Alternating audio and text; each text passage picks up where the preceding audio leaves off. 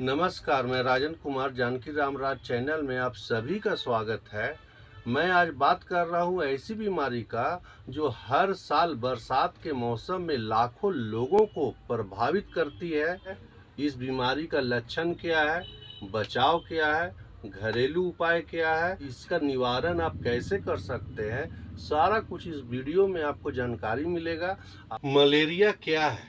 बरसात के मौसम में सबसे ज़्यादा परेशान करने वाली बीमारी जो उत्पन्न होती है वो मलेरिया है और दूसरा टाइफाइड है। ये एनाफ्लीज मच्छर जो है सो काट के प्लाज्मोडियम परजीवी को हमारे शरीर में जब छोड़ता है तब जाके मलेरिया का संक्रमण हमारे शरीर में उत्पन्न होता है। भारत में ज्यादातर प्लाज्मोडियम परजीवी से ही मलेरिया का चांस बढ़ता है। ये भारत में सबसे ज्यादा पाया जाता है। बार बार तेज बुखार आना, उल्टी का मन करना, सर को हमेशा पकड़े हुए रहना, शरीर एकदम सुस्त, एकदम कमजोर एकदम लगना, थकावट बहुत ज़्यादा, हरासमेंट थकावट महसूस करना, बीच बीच में शरीर से पसीना देना और ज़्यादा ठंड लगकर बुखार आना, ये सारा लक्षण बताता है कि आप कहीं मलेरिया से पीड़ित तो नहीं है। ये सारा लक्षण मलेरिया के ही चलते पैदा होता है।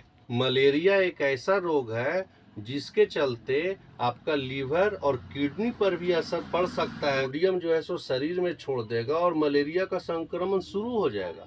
देखने में बहुत नेचुरल लगता है लेकिन गंभीर बीमारी है। इस मलेरिया के चलते अगर 2 दिन 3 दिन अगर आप इलाज में लेट करते हैं तो ये सर तक में बुखार आने का संभावना बना के रखता है।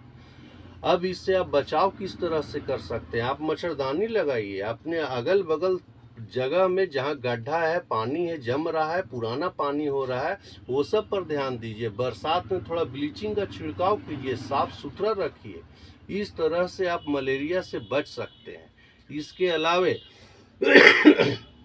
अगर मलेरिया हो गया, कहने का मतलब है शुरुआती दौर में पता तो चला नहीं, आप सबसे पहले क्या होगा कि अलग अलग सिम्टम है। किसी का सर दर्द करता है, किसी का उल्टी जैसा महसूस होता है, उसके बाद तीसरा टर्म में बुखार सबको आना है मलेरिया में, लेकिन पहले सर दर्द करेगा, उसके बाद बदन दर्द स्टार्ट होगा, किसी को उल्टी जैसा महसूस होगा, किसी को खाने का मन नहीं करेगा, किसी को एकदम सुस्त हो पड़ जाएगा, थकावट महसूस करने लगेगा और उसके बाद बुखार धीरे धीरे आने लगेगा।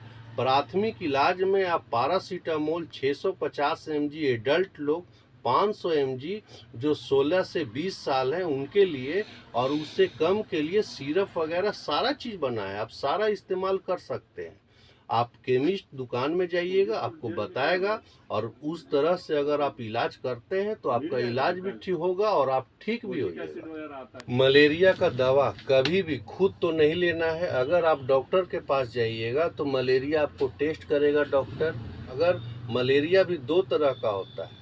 अगर आपको साधारण मलेरिया है तब तो आपको साधारण एंटीबायोटिक से, क्लोरोक्विन वगैरह से ठीक हो जाना है। लेकिन अगर मलेरिया का रूप ज़्यादा है तो इसके लिए आपको लूमिरेक्स टैबलेट आता है, उसके साथ में है सो आपका आर्टिसुनेट भाइल आता है, उसके अलावे रेबिथर एम्पुल वगैरह आता है। ये सब आप डायरेक्ट मस्कुलर में भी आप डाल सकते हैं। ये भी मलेरिया ठीक करने का बहुत बड़ा रोल निभाता है। इसके अलावे अगर मलेरिया टैबलेट का बात किया जाए तो आर्टिसुनेट का टैबलेट भी आता है। आर्टिसुनेट टैबलेट बड़े आदमी का 80 mg, मीडियम का 60, बच्चे का 40 और 20 mg का भी आता है। डॉक्टर के द्वारा प्रिस्क्राइब क्या किया गया है उसके हिसाब से आप इसको ले सकते हैं। इसके 3 दिन का ये डोज है, सुबह और शाम खाने का लूमिरेक्स। इसके बाद आपको मेलारी DS 14 दिन खाना पड़ेगा। अगर आप बीच में ही मलेरिया का डोज कोर्स आप पूरा नहीं करते हैं तो ये मलेरिया रिटर्न होने का चांस बहुत ज़्यादा बढ़ जाता है। जैसे ही लूमिरेक्स ख़त्म होगा, मेलारी DS टैबलेट आपको 14 दिन हर दिन 1 गोली खाना होगा। लूमिरेक्स 2 सुबह शाम और मेलारी DS 1 टैबलेट डेली। जब लूमिरेक्स टैबलेट ख़त्म हो जाए, आर्टिसुनेट टैबलेट, तब ये ग्रुप आपका स्टार्ट होगा। 14 दिन लगातार खाना है, तब जाके आपका मलेरिया कहीं छूट सकता है। अगर आप बीच में दवा को छोड़ दिए, ये मलेरिया फिर रिटर्न आपके पास पहुंच जाएगा, इसमें कोई संदेह का बात नहीं है। इसके अलावे एक बात और है, अगर मलेरिया अगर आपको है तो आपका खान पान में बहुत सुधार का ज़रूरत है। क्या है, आप तेलीय खाना नहीं खा सकते हैं। क्या है कि मलेरिया का पहला इफेक्ट लीवर और किडनी पर है। लीवर का काम क्या है, सही तरीका से सारा केमिकल को पहुंचाना, लेकिन अगर लीवर प्रभावित है तो लीवर के बचाव के लिए आपको पहले पेट और लीवर को ठंडा रखना होगा। कहने का मतलब है आपको पेट ठंडा रखना होगा। आप नारियल पानी पीजिए।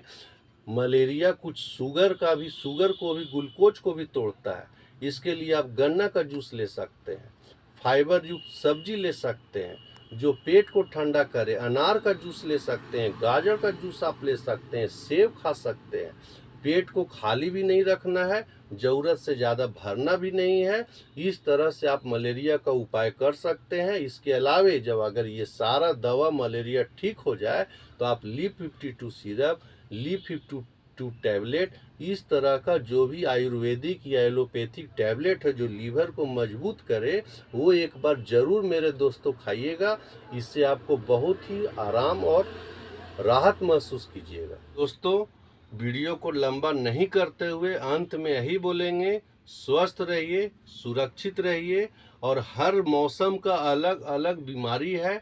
आप वीडियो को शॉर्ट वीडियो में भी जानकारी ले सकते हैं। अलग अलग समय में जो बीमारी, जो परेशानी आएगी, उसके लिए वीडियो है सो मौसम के हिसाब से बनाते रहेंगे। अगला वीडियो टाइफाइड का बनेगा।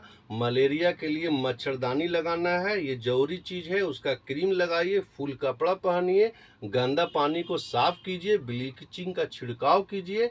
मलेरिया ऐसा बीमारी है जो कि ठीक नहीं होने की कोई बात नहीं है। आपके पकड़ में आने के बाद ये बिल्कुल ठीक होना है।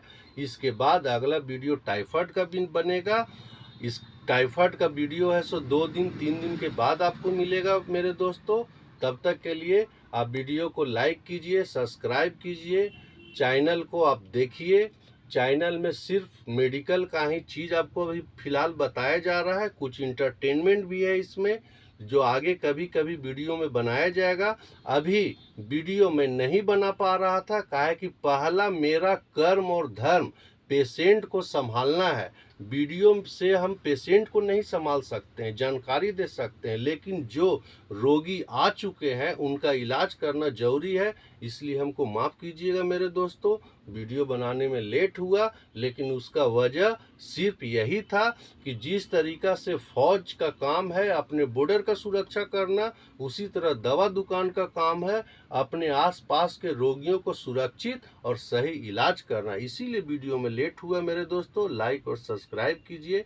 राम राम।